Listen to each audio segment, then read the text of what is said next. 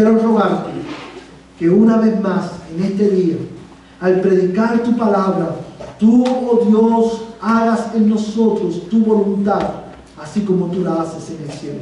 Señor, oramos esto confiados, oh Dios, en tu promesa, Señor, en tu palabra, cuando dijiste que, Señor, tu palabra no volverá a ti vacía, sino que será prosperada en todo aquello para lo cual tú la has enviado. Y yo ruego en el nombre de Jesús, basado en esa promesa, Señor, que tu Espíritu Santo prospere tu palabra en el alma de tu pueblo, en el alma de los creyentes y en el alma de los incrédulos. Prospera tu palabra santificando a tu pueblo, oh Dios, moviéndonos a la obediencia y salvando a aquellos que no te conocen.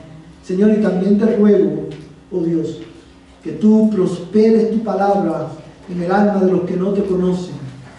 Señor, trayéndolos a ellos, a ti, haciéndolos nacer de nuevo por el poder de tu palabra. Te lo ruego, oh Padre, en el nombre de Jesucristo, nuestro Señor y Salvador. Oro, Señor, por el pastor Jonathan en esta mañana, ahí en amarillo, Señor, en Paramount, en español. Ruego por esa iglesia local. Pido, Señor, que tu Espíritu Santo use al pastor Jonathan en esta mañana para exponer tu palabra con poder en medio de tu iglesia. Padre, usa tu palabra para hacer tu obra en la vida, Señor, de esa iglesia local.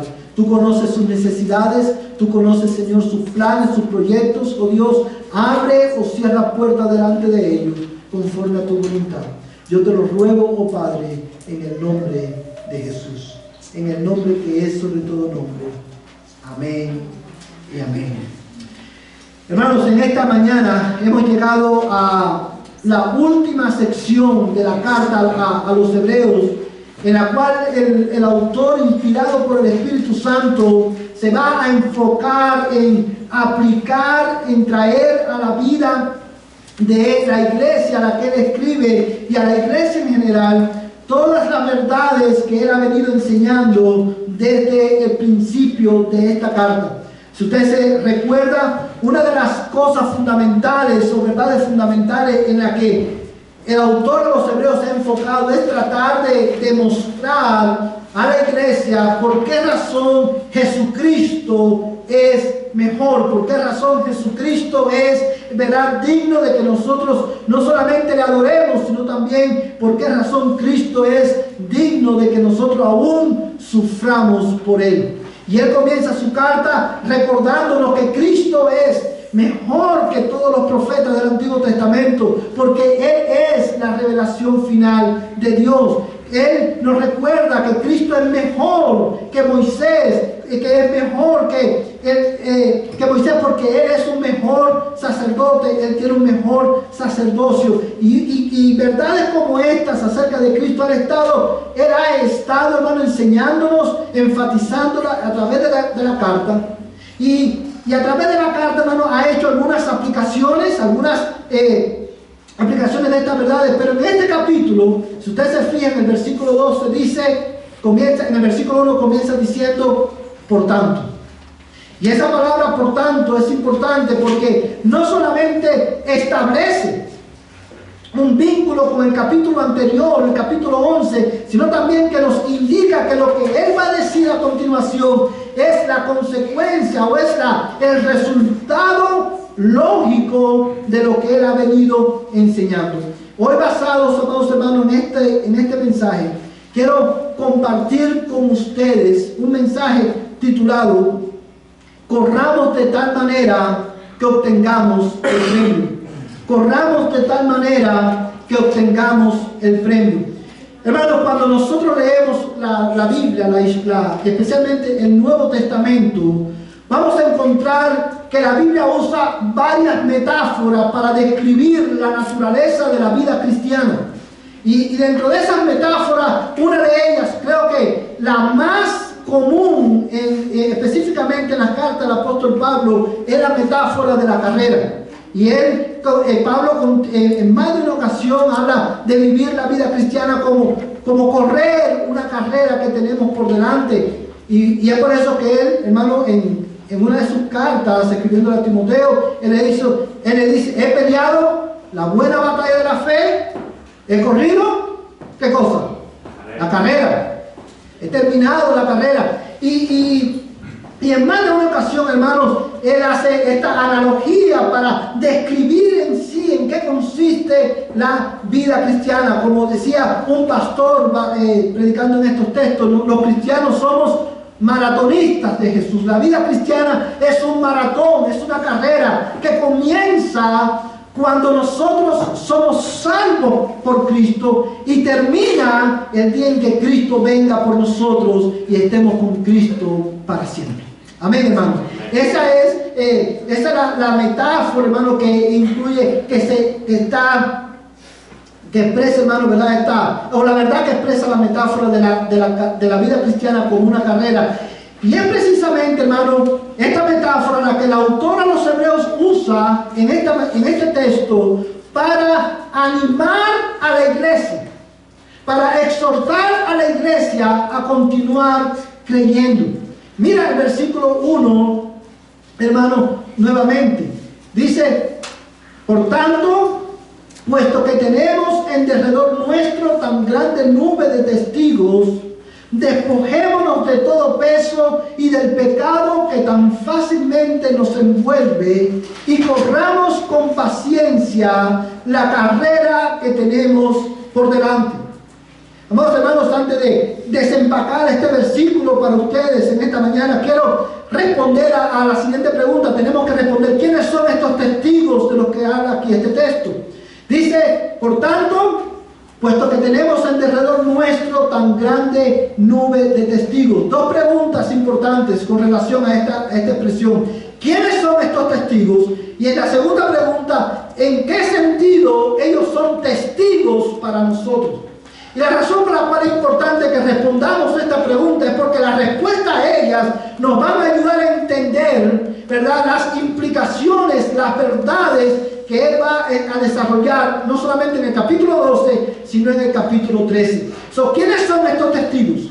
Bueno, estos testigos, hermanos, son todos los héroes de la fe que él menciona en el capítulo 11. Esta gran nube de testigos que está alrededor nuestro son Noé, Moisés, Abraham, todos estos hombres y mujeres que él ha estado mencionando en el capítulo 11. Y la segunda pregunta, hermano, ¿en qué sentido ellos son testigos para la iglesia? En que ellos son un testimonio a la iglesia presente de que es posible permanecer fiel aún en medio de dificultades. Ellos, hermanos, son testigos para la iglesia, no solamente, hermanos, de que es posible permanecer fiel, sino también que son un testimonio para la iglesia. Ellos son testigos a la iglesia de la fidelidad de Dios para con su pueblo. De manera, amados hermanos, que el argumento del autor de los Hebreos es este. Primero les presenta los héroes de la fe. Y recuerdan, hermanos, cuál fue la expresión que él repetía siempre: por la fe, por la fe, por la fe. Todo lo que ellos hicieron fue impulsado, fue movido por la fe en Cristo. Y ahora él le dice, después de presentar todo lo que ellos hicieron, él le dice ahora, por tanto, porque tenemos esta gran nube de testigos que testifican de que es posible mantenerse firme, porque Dios es un Dios fiel. Por esa razón, ¿qué debemos hacer? Él dice, corramos con paciencia la carrera que tenemos por delante. Y cuando nosotros escuchamos este imperativo, amados hermanos, evidentemente otra pregunta salta a nuestra mente, o se levanta en nuestra mente: ¿cómo debemos correr esta carrera? Y es por eso que hemos titulado el mensaje esta mañana: corramos de tal manera que obtengamos el premio. Porque el imperativo de correr no es un imperativo de correr por correr. Debemos correr de tal manera que lleguemos al final de la meta, que lleguemos al final de la carrera. Y la pregunta es, ¿cómo corremos que podamos llegar hasta el final? ¿Cuál es la manera correcta o la manera más adecuada de correr esta gloriosa carrera que ha sido puesta delante de nosotros? Y esa es esa pregunta la que quiero responder en esta mañana, basados en estos textos de la Biblia. Y quiero, amados hermanos, enfatizar quiénes deben escuchar con atención este mensaje. Bueno, este mensaje en primer lugar deben escucharlo con atención todos aquellos que están en Cristo. ¿Usted sabe por qué? Porque quiero que mires, hermano, el versículo 3 por un momento. Dice: considerad pues a aquel que soportó tal hostilidad de los pecadores contra sí mismo, para que no os canséis ni os desaniméis en vuestro corazón. Porque en esta carrera, como en la carrera cristiana, como en cualquier otra carrera, tendemos a desanimarnos, tendemos a desfallecer en nuestra fe. Es importante que todos aquellos que estamos en Cristo, que hemos conocido a Cristo, prestemos atención, porque el autor, inspirado por el Espíritu Santo, nos va a enseñar cómo correr esta carrera de tal manera que podamos llegar al final. Hermanos, todos los creyentes en una u otra ocasión nos hemos desanimado, nos hemos cansado, nuestras fuerzas se agotan, y es ahí donde estos versículos vienen a jugar un papel fundamental en nuestra vida cristiana. Creo, amados hermanos, que estos versos, por decir de alguna manera, deberían ser escritos, hermanos, con letras de oro en nuestros corazones. Debemos recordarlo, estas verdades, estos versículos debemos, hermanos, grabarlos en nuestros corazones, porque aquí tenemos la instrucción divina para seguir adelante a pesar del cansancio y las dificultades propias de esta carrera. Pero también este mensaje deben escucharlo todos aquellos que no son cristianos, porque a través de estos versículos usted también va a entender y va a aprender en qué consiste la vida cristiana. ¿Y por qué usted necesita tanto a Cristo? Teniendo esto en mente, amados hermanos, respondamos entonces la pregunta: ¿cómo debemos correr? ¿Cómo puedo correr de tal manera que obtengamos el premio? Bueno, el primer punto que quiero ver con ustedes en esta mañana es este. Para llegar al final de esta carrera, mientras corres, elimina las distracciones. Mientras corres la carrera que ha sido puesta delante de ti, mientras vives la vida cristiana, elimina las distracciones. Elimina todas las distracciones. Hermano, quiero hacer una aclaración. Cuando hablamos de correr la carrera cristiana, no es más, hermano, que una manera de decir, o sea, estamos refiriéndonos a vivir la vida cristiana. Correr esta carrera es vivir la vida cristiana. ¿Cómo podemos vivir la vida cristiana de una manera exitosa? Mientras corres, elimina las distracciones. Usted se preguntará: ¿dónde usted lo ve, pastor? Bueno, precisamente en el verso 1. Quiero que mires, hermano, lo que dice el texto nuevamente. Por tanto, puesto que tenemos en derredor nuestro tan gran nube de testigos, despojémonos también de todo peso y del pecado que tan fácilmente nos envuelve, y corramos con paciencia la carrera que tenemos por delante. Amados hermanos, fíjate lo que el escritor de la carta nos está diciendo. Hay una distinción que él hace en este versículo. Dice: despojémonos ¿de qué? De todo peso y del pecado que nos asedia o que fácilmente nos envuelve. Y una vez que nos hayamos despojado de este peso y del pecado, corramos entonces con perseverancia, con paciencia, la carrera que tenemos por delante. Amados hermanos, una vez más, porque nosotros tenemos una gran multitud de personas que testifican de la gracia y fidelidad de Dios, y por esa causa podemos nosotros también retener nuestra fe. La manera de hacerlo es despojándonos de todo peso y de pecado que nos envuelve fácilmente. Amados hermanos, y quiero que tú notes esta distinción: peso y pecado. Y esta distinción es importante porque él no está hablando solamente de pecados, está hablando de pesos. Y esta palabra pesos que él usa aquí, hermano, Esta es una palabra que él saca, que él trae de los Juegos Olímpicos de sus tiempos.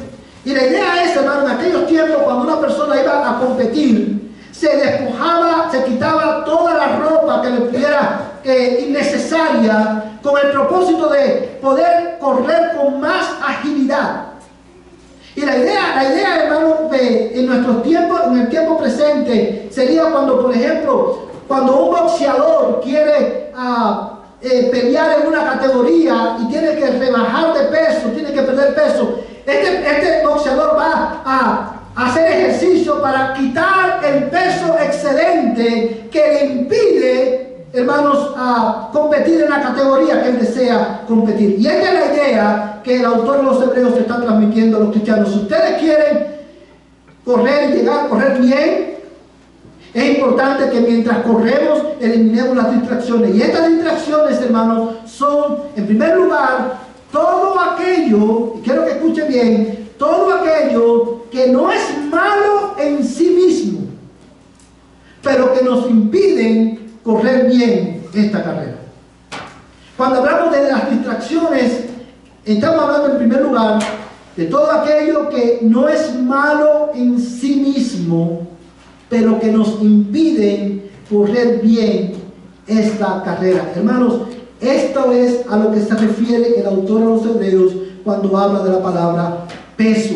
Cuando él dice, despójense de todo peso, está haciendo referencia a la acción de quitar, de eliminar todo aquello que, aunque no es malo en sí mismo, te impide correr la carrera cristiana. Amados hermanos, mira conmigo cómo el apóstol Pablo explica esta verdad en 1 Corintios capítulo 6, verso 12.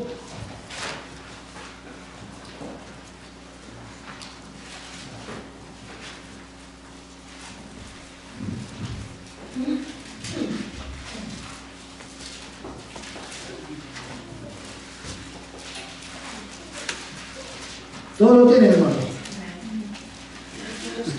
1 Corintios capítulo 6, verso 12.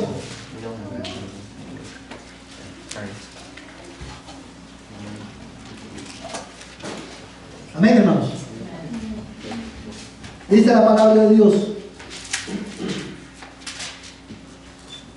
Vamos a leer, hermano,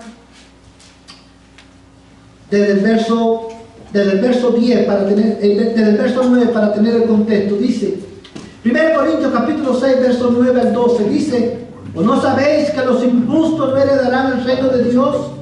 No os dejéis engañar, ni los inmorales, ni los idólatras, ni los adúlteros, ni los afeminados, ni los homosexuales, ni los ladrones, ni los avaros, ni los borrachos, ni los difamadores, ni los estafadores heredarán el reino de Dios.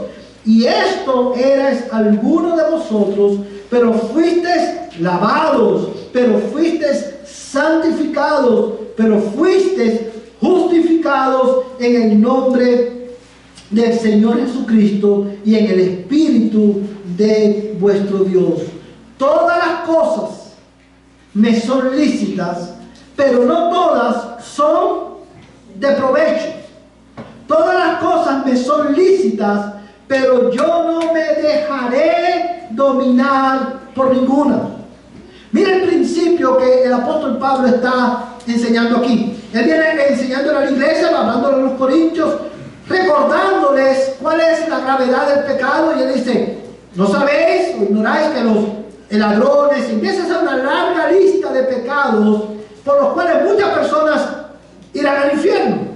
Y él le dice en el verso 11: y esto erais algunos de vosotros, pero fuiste, ¿qué cosa?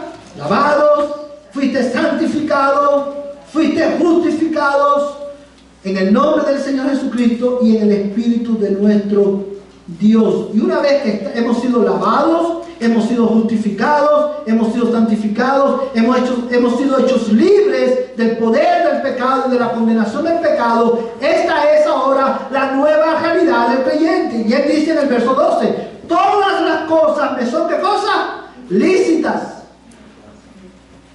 Pero él dice, pero no todas son de provecho. Yo quiero enfatizar esta expresión. Todas las cosas me son lícitas, pero no todas son de provecho. Y la razón por la cual esta expresión es importante, este principio es importante, es porque tiene mucho que ver en nuestro mensaje con la exhortación que el apóstol Pablo, el autor de los Hebreos, está dando. Eliminen, despójense de todo peso. ¿Qué peso? Todas las cosas que aun cuando son lícitas, no son de provecho para la vida cristiana. Hermanos, aquí dentro de esta categoría está incluida la música que oímos, las películas que vemos, nuestro entretenimiento. Ahí están incluidos los hábitos que dominan nuestras vidas. Hay hábitos que no son malos en sí mismos. Hay el ver películas que no son cristianas no es un pecado en sí mismo. El oír música que no es cristiana no es un pecado en sí mismo. Relajarnos, disfrutar, no es un pecado en sí mismo, pero como creyentes, hermanos, en esta carrera a la vida eterna, debemos de despojarnos de todo aquello que, aunque no es pecado, nos impide correr con éxito. El pastor John Piper, predicando en este pasaje, él decía algo, hermano, importante que me llamó la atención. Y él decía, no se limite a preguntar qué tiene de malo. No se limite a hablar de su música, de sus películas, de sus fiestas, de sus hábitos, de sus juegos de video. No se limite a decir, ¿qué tiene de malo? No se limite a preguntar, ¿es un pecado? Pregúntese más bien, ¿cómo esto me va a ayudar a correr mi carrera? Yo quiero que pensemos en esto por un momento. Hermanos, cuando nosotros pensamos en nuestros hábitos, en las películas que vemos, en la música que oímos, generalmente la pregunta que nos hacemos es, o la pregunta que hacen los adolescentes es, ¿y qué tiene de malo? ¿Qué tiene de malo ir a la fiesta? ¿Qué tiene de malo ver esta película? ¿Qué tiene de malo jugar, pasar horas frente a una computadora o frente a un televisor jugando videojuegos? ¿Qué tiene de malo? O como alguien me decía, en esta semana argumentaba con una persona y me decía, el domingo es el día del Señor, me decía esta persona. El domingo es el día del Señor, es el día en que la iglesia se debe congregar. ¿Qué tiene de malo no ir los miércoles a la iglesia? Porque hay que ir a los miércoles a la iglesia. No es pecado dejar de ir los miércoles a la iglesia. Y la pregunta no es ¿qué tiene de malo? O si es pecado. La pregunta es ¿cómo me va a ayudar a correr mi carrera? ¿Cómo el ver esta película, cómo el ir a esta fiesta, cómo el pasar horas frente a un televisor viendo un videojuego me va a ayudar a mí a correr mi carrera cristiana? ¿Cómo esto me va a ayudar a mí a conocer más a Dios, a crecer en obediencia al Señor? ¿Cómo me va a ayudar? La pregunta no es ¿qué tiene de malo? Porque hay cosas que aunque no tienen nada de malo en sí mismas, son un impedimento para que tú puedas buscar a Dios y puedas disfrutar comunión con Él. Hay cosas que aunque no son malas en sí mismas, te van a constituir un peso que te van a limitar en tu caminar con Cristo. Mientras corres, elimina todas tus distracciones. Vamos, hábitos que tenemos nosotros. Hábitos que tenemos, hermanos, que no son malos en sí mismos, pero que nos impiden correr esta carrera. Déjenme decir algo en esta mañana, hermano. Yo he conversado con muchas personas que me dicen, personas adultas, bueno, me lo he encontrado en todas las edades, pero especialmente en personas adultas, me dicen, Yo en México era, hermano, y te hacen una lista de todo lo que ellos hacían en México en la iglesia. Y venimos y vine aquí, pastor, y no he podido ir a la iglesia porque estoy trabajando. Pero cuando me regrese a México, yo voy a empezar de nuevo a servir en la iglesia. Yo voy a empezar de nuevo a servir a Dios. Recientemente tuve una conversación con una persona y me decía eso. Yo le decía, no, usted está equivocada. Cuando usted regresa a México, usted va a ser la misma persona que es aquí. ¿Y sabe por qué? Porque un cambio, los hábitos no se cambian cuando cambian las circunstancias. Para que nuestros hábitos cambien, necesitamos primero que cambie la disposición de nuestro corazón. Muchas personas dicen, cuando me retire, voy a servir a Dios. Hermanos, si tú no sirves a Dios ahora, si tú no buscas a Dios ahora, si tú no entregas, si tú no gastas tu vida ahora en esta carrera, en servir a Cristo, no lo vas a hacer cuando te retires. No lo vas a hacer. ¿Por qué? Porque has vivido toda tu vida, has corrido esta carrera con un peso que te distrae, del cual no te has podido despojar. Un cambio de hábitos. Los hábitos no cambian cuando cambian las circunstancias. Hay ciclos, hermanos, hábitos que son ciclos en nuestras vidas, que decimos, si tan solamente esto cambia, entonces yo voy a buscar a Dios. ¡Mentira! Si cambia el trabajo y tengo más tiempo para buscar a Dios, voy a buscar más a Dios. Cambia el trabajo, tienes más tiempo y vas a buscar otras cosas en que emplear tu tiempo.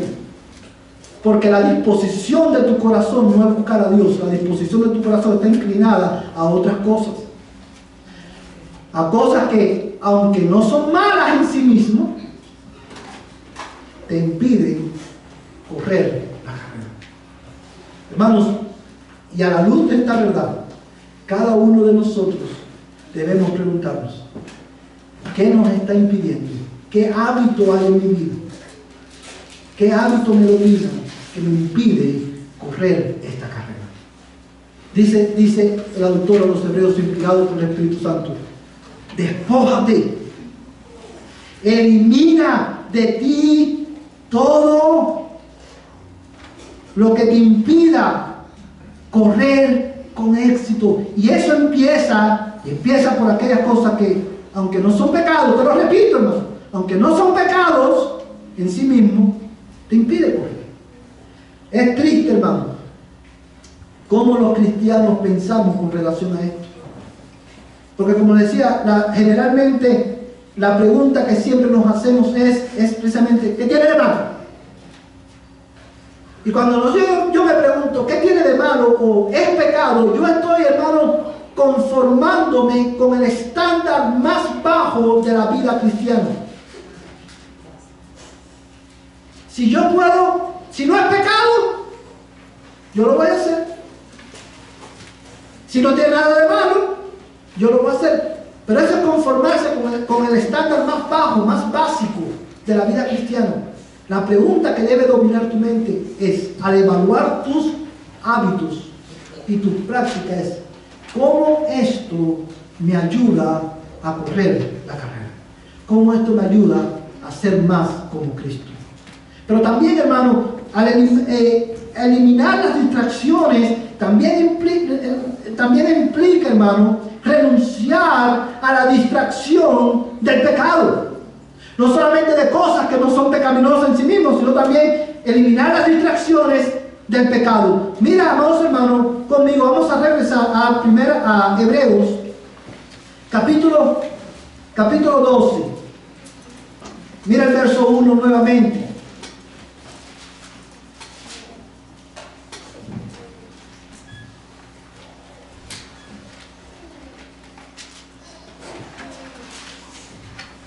Amén. Mira lo que dice este pasaje, hermano. Por tanto, puesto que tenemos en derredor nuestro tan grande nube de testigos, despojémonos también de todo peso, y dice el texto, y del pecado que tan fácilmente nos envuelve. Fíjate, hermano, un detalle importante aquí no es solamente la distinción que le hace entre peso y pecado. Son dos cosas diferentes. Sino quiero que te fijes en la manera que el escritor inspirado por el Espíritu Santo describe el pecado. Dice, el pecado que tan fácilmente nos envuelve. Y la palabra, esa expresión, nos envuelve, transmite la idea, hermano, de cuando usted va caminando y usted se enreda en los pies con ramas, hermano, de árboles, te envuelve, tropiezas y te cae. La idea es, despójate, renuncia a todo pecado que te hace caer. Y dice el texto, hermano, no quiero que pierdas de vista esta expresión, que tan fácilmente nos envuelve. Hermanos, cuando el autor dice que tan fácilmente no se envuelve, el autor está reconociendo ahí, hermano, la verdad que hemos dicho muchas veces en la iglesia, el pecado, y es por eso que el pecado es tan atractivo, porque el pecado, hermano, te hace creer, la tentación te hace creer que el pecado te va a hacer feliz, te va a dar placer. Es por eso que pecamos. John Piper, hablando del pecado y de la tentación, también decía que el poder de la tentación está en hacerte creer que pecar te va a hacer feliz. Es por eso que el pecado es tan atractivo, porque nos creemos, somos engañados por nuestra propia pecaminosidad y por el diablo, y pensamos que eso es lo que yo necesito para ser feliz. Pero el pecado nunca te va a hacer feliz. La desobediencia nunca te va a hacer feliz. El pecado te seduce, en el momento produce placer, pero sus consecuencias son horribles. Y hermano, y esta es una verdad que aún los cristianos hemos perdido de vista. La razón por la cual debemos tener, hermano, despojarnos de la distracción del pecado, es porque, hermano, el pecado te impide vivir la vida cristiana en su plenitud.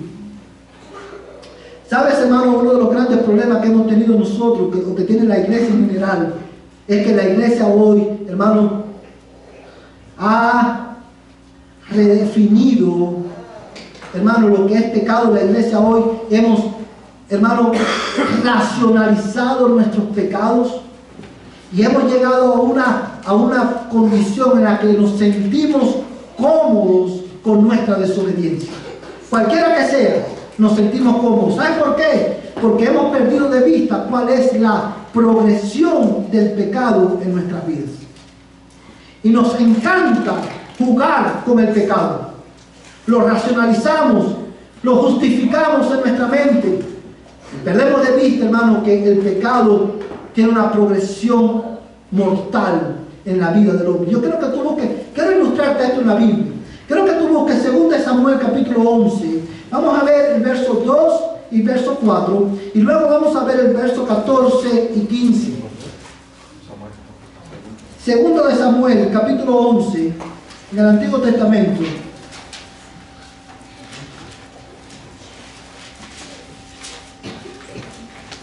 Amén. Vamos a leer, hermano, el verso 2 y el verso 4. Segundo de Samuel, capítulo 11, verso 2 al 4, y luego vamos a leer el verso 14 al 15. Amén. Dice la palabra de Dios, hermano. Verso 2 al 4.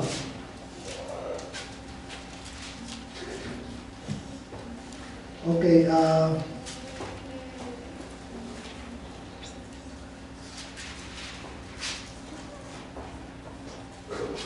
perdón, hermano, es segundo Samuel 11, versos 2 al 4. Yo estaba en el capítulo 12. Dice: y al atardecer David se levantó de su lecho y se paseaba por el terrado de la casa del rey, y desde el terrado vio a una mujer que se estaba bañando, y la mujer era de aspecto muy hermoso. Y David mandó a preguntar acerca de aquella mujer, y alguien le dijo: ¿no es esta Betsabé, hija de Eliam, mujer de Urías hitita?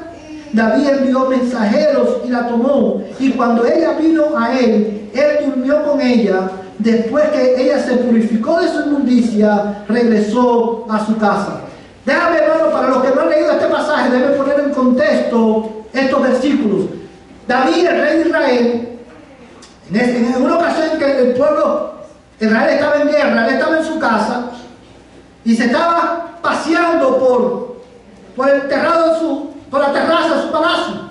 Él estaba disfrutando la vida, disfrutando un tiempo de relajación, y mientras estaba en el terrado, ve a una mujer que dice la Biblia que era hermosa, muy hermosa. Y David, obviamente para adelantar en el tiempo, David codicia a esta mujer, la hace venir a él y tiene relaciones con esta mujer. Y todo pareciera indicar que hasta ahí terminó todo. Pero quiero que piensen, hermano, David cometió adulterio. Pero el adulterio de David comenzó cuando él miró a esa mujer y se deleitó, la codició en su corazón. Él era el rey. Y quizás pensó, ¿qué tiene de malo observar la belleza de esta mujer? ¿Qué tiene de malo que yo la haga mía? Yo soy el rey. Y él comete adulterio, pero el adulterio comienza con la codicia de su corazón. Él la miró, él la codició, y quiero que note que él no se quedó ahí. Él no se quedó fantaseando en su mente con Betsabé. Él lleva el adulterio a la acción, él lo consuma. Y mira el versículo 14 y el verso 15. Verso 14 y verso 15, dice la palabra del Señor. Y aconteció a la mañana siguiente que David escribió una carta a Joab y la envió por mano de Urías. En la carta había escrito: poned a Urías al frente de la batalla más reñida y retiraos de él para que sea herido y muera. Así que cuando Joab ascendía a la ciudad, puso a Urías en el lugar donde sabía que había hombres valientes. Voy a dejarlo, hermano, ahí por un momento. Como hemos saltado un gran trozo del texto, quiero también rápidamente ponerte en contexto estos versículos. Cuando ella se va a su casa, Betsabé se va a su casa, Urías viene. El esposo de ella viene, que era un general del ejército de David, y viene a dar un reporte de lo que estaba ocurriendo en la batalla. Imagínate la situación en la que David estaba. David enseguida empezó a pensar: esta es mi oportunidad para cubrir mi pecado. Y le dijo a Urías: vete a tu casa y disfruta, prácticamente disfruta a tu mujer, vete a tu casa. Y Urías le dijo: no, yo no me voy a ir. Yo no me voy a ir porque el pueblo está en batalla, yo me voy a quedar. Y él dice que durmió afuera de su casa esa noche. Cuando David se dio cuenta de eso, ¿qué fue lo que hizo? Aquí la solución es matar a Urías. Fíjate cómo la codicia lo lleva al adulterio. Y el adulterio, mira cómo un pecado progresa, que termina en homicidio. Y esa progresión del pecado es la que nosotros hemos perdido de vista hoy en tiempo, especialmente los jóvenes y los niños. El pecado nunca se queda en un deseo. El pecado, una mentira, nunca se queda simplemente en una mentira. La mentira te va a llevar a otro pecado, y en la progresión del pecado vas a ir cayendo más profundo y más profundo en el pecado. Y es por eso que el autor de los Hebreos dice: elimina todo pecado, renuncia al pecado que tan fácilmente te seduce, te hace caer, porque te impide correr la carrera. Basado en estas verdades, tú y yo debemos preguntarnos dos preguntas básicas en esta mañana. Número uno: ¿cuáles hábitos que no son pecaminosos en sí mismos me está impidiendo correr con éxito mi carrera cristiana? La segunda pregunta que debemos preguntarnos es: ¿qué me impide a mí ¿Qué pecado, qué hábito pecaminoso me está impidiendo correr con éxito mi vida cristiana? Yo quiero invitarte que ahí donde tú estás, tú te pongas en pie. Y quiero invitarte a que tú cierres tus ojos. Cierra tus ojos en esta mañana y vamos a orar. Quiero invitarte a que tú, mientras tú oras, tú respondas esta pregunta. Evalúa tu mente, tu corazón, evalúa tu vida. Identifica todo peso o pecado que te impide correr la carrera cristiana. Confiésalo, tráelo delante del Señor y pídele a Dios que Él te perdone y te dé victoria sobre tus pecados. Pídele a Dios: Señor, ayúdame a correr con éxito esta carrera cristiana. Quiero invitarte, hermano, a que ores conmigo en esta mañana.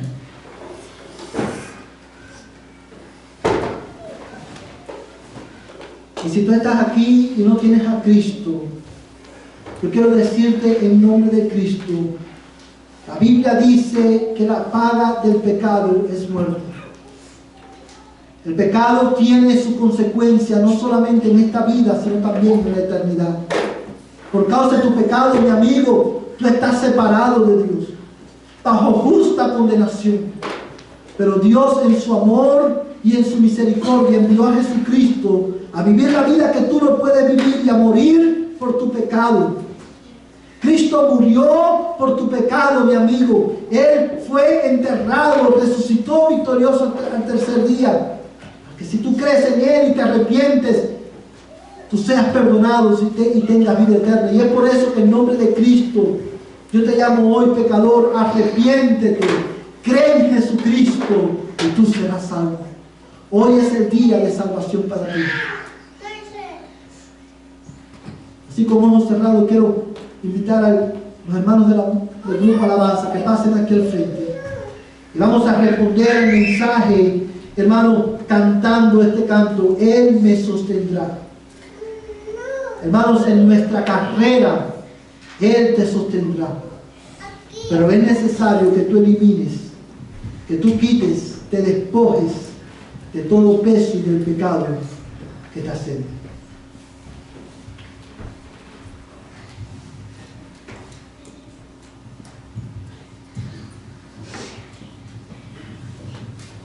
Hermanos, vamos a cantar este último canto esta mañana y desde el principio, hermano, desde que el hermano leyó el Salmo, primeramente dice el primer versículo que Dios es nuestro auxilio, es nuestro auxilio en nuestras tribulaciones.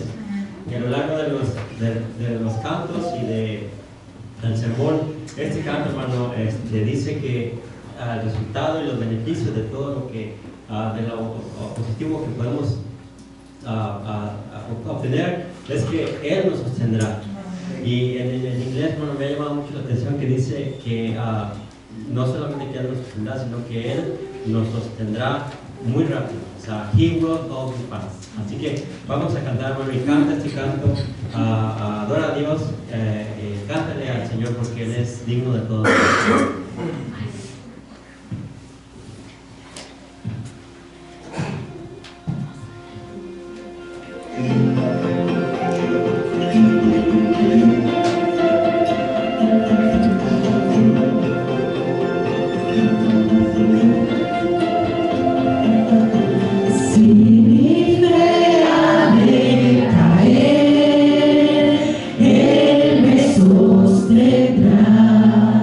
En la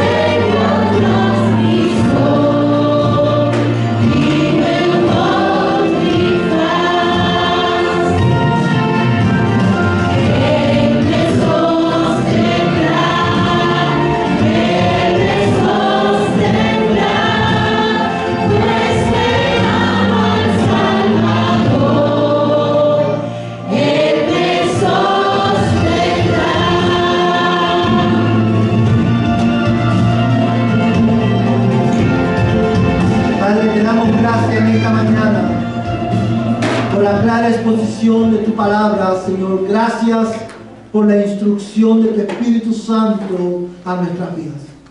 Y ahora, Señor, que vamos a nuestros hogares, ruego que el amor de Dios, el Padre Celestial, la gracia de Jesucristo, el Señor y Salvador de nuestras vidas, y la comunión del Espíritu Santo, la tercera persona de la Trinidad, sea con este tu pueblo, desde ahora y hasta que Cristo venga por nosotros.